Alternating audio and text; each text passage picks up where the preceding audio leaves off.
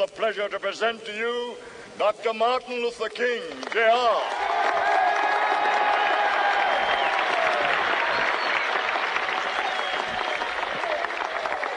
I am happy to join with you today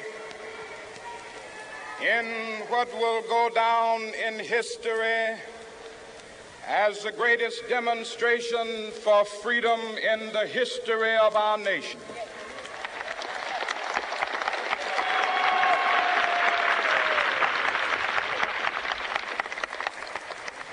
Five score years ago,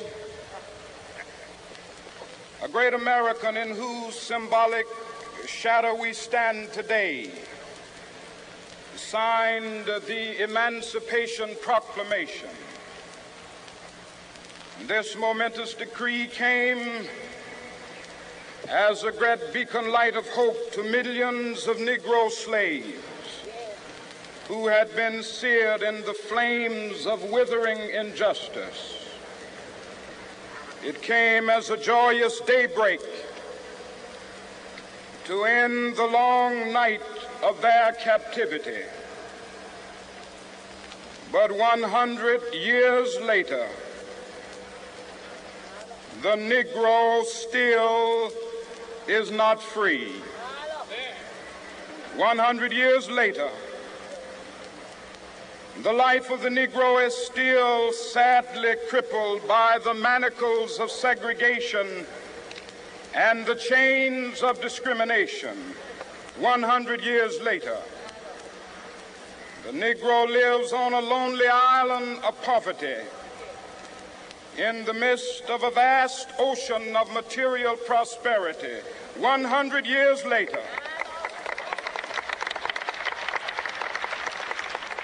the Negro is still languished in the corners of American society and finds himself in exile in his own land. And so we've come here today to dramatize a shameful condition.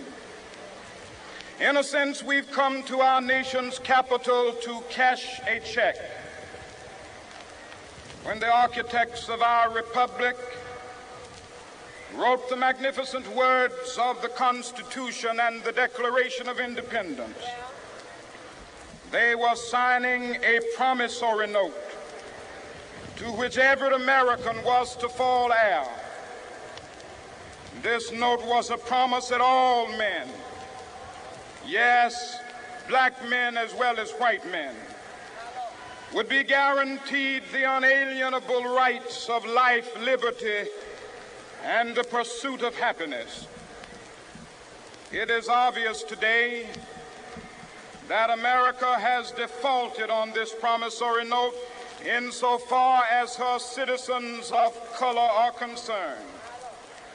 Instead of honoring this sacred obligation, America has given the Negro people a bad check, a check which has come back marked insufficient funds.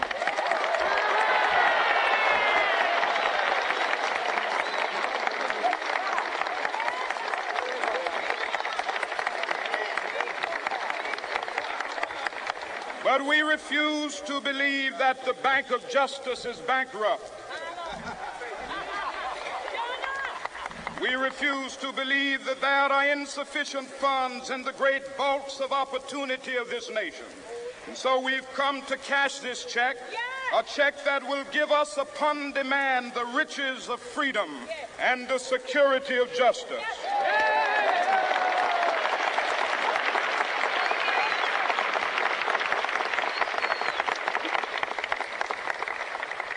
We have also come to this hallowed spot to remind America of the fierce urgency of now. This is no time to engage in the luxury of cooling off or to take the tranquilizing drug of gradualism.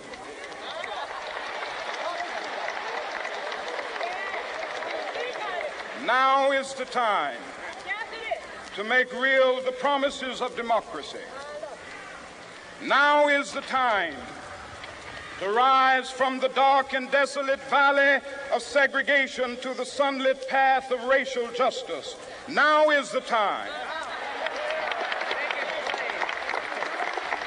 to lift our nation from the quicksands of racial injustice to the solid rock of brotherhood. Now is the time to make justice a reality for all of God's children. It would be fatal for the nation to overlook the urgency of the moment. This sweltering summit of the Negro's legitimate discontent will not pass until that is an invigorating autumn of freedom and equality. 1963 is not an end, but a beginning. Those who hope that the Negro needed to blow off steam and will now be content will have a rude awakening if the nation returns to business as usual.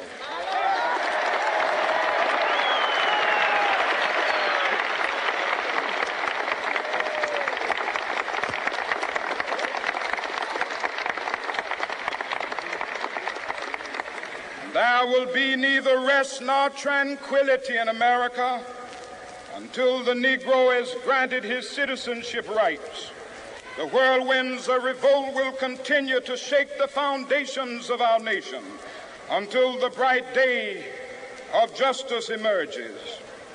But that is something that I must say to my people who stand on the warm threshold which leads into the palace of justice. In the process of gaining our rightful place, we must not be guilty of wrongful deeds.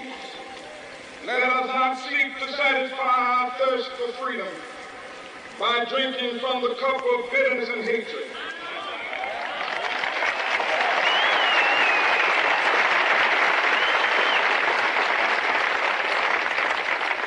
We must forever conduct our struggle on the high plane of dignity and discipline.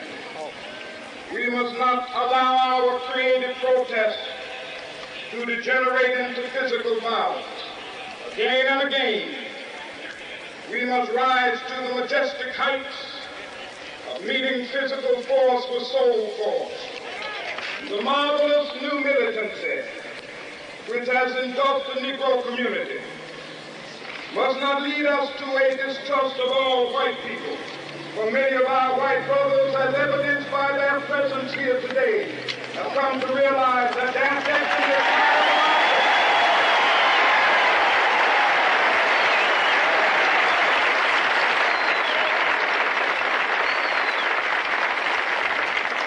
They have come to realize that their freedom is inextricably bound to our freedom.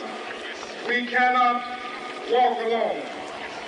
As we walk, we must make the pledge that we shall always march ahead. We cannot turn back. There are those who are asking the devotees of civil rights, when will you be satisfied? We can never be satisfied as long as the Negro is a victim of the unspeakable horrors of police brutality. We can never be satisfied as long as our body is heavy with the fatigue of travel, cannot gain lodging in the motels of the highways and the hotels of the city.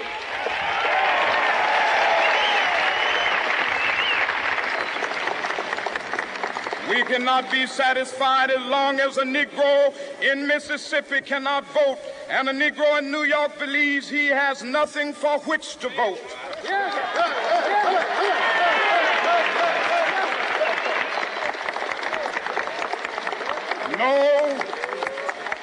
No, we are not satisfied, and we will not be satisfied until justice rolls down like waters and righteousness like a mighty stream.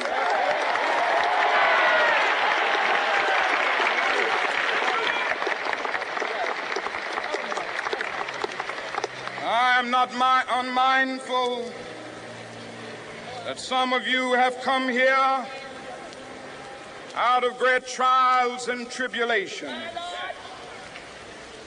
Some of you have come fresh from narrow jail cells. Some of you have come from areas where your quest for freedom left you battered by the storms of persecution and staggered by the winds of police brutality. You have been the veterans of creative suffering. Continue to work with the faith that unearned suffering is redemptive. Go back to Mississippi. Go back to Alabama. Go back to South Carolina. Go back to Georgia. Go back to Louisiana. Go back to the slums and ghettos of our northern cities, knowing that somehow this situation can and will be changed. Let us not wallow in the valley of despair. I say to you today, my friends,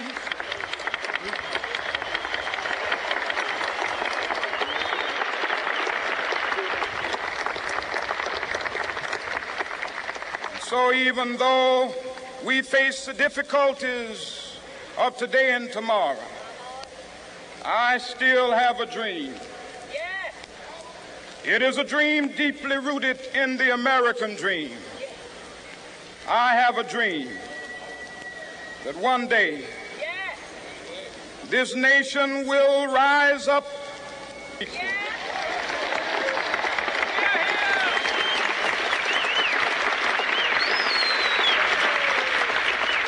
Dream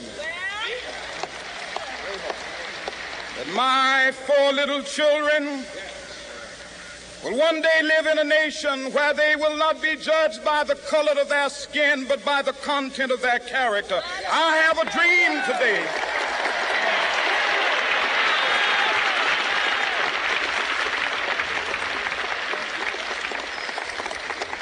I have a dream that one day, down in Alabama, with its vicious racists, with its governor having his lips dripping with the words of interposition and nullification. One day right there in Alabama, little black boys and black girls will be able to join hands with little white boys and white girls as sisters and brothers. I have a dream today.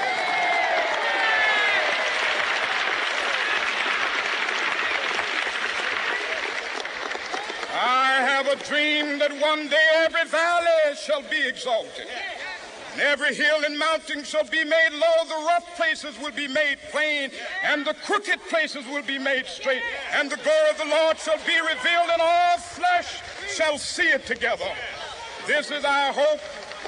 This is a faith that I go back to the South with. With this faith, we will be able to hew out of the mountain of despair a stone of hope. With this faith, we will be able to transform the jangling discords of our nation into a beautiful symphony of brotherhood. With this faith, we will be able to work together, to pray together, to struggle together, to go to jail together, to stand up for freedom together, knowing that we will be free one day. This will be the day.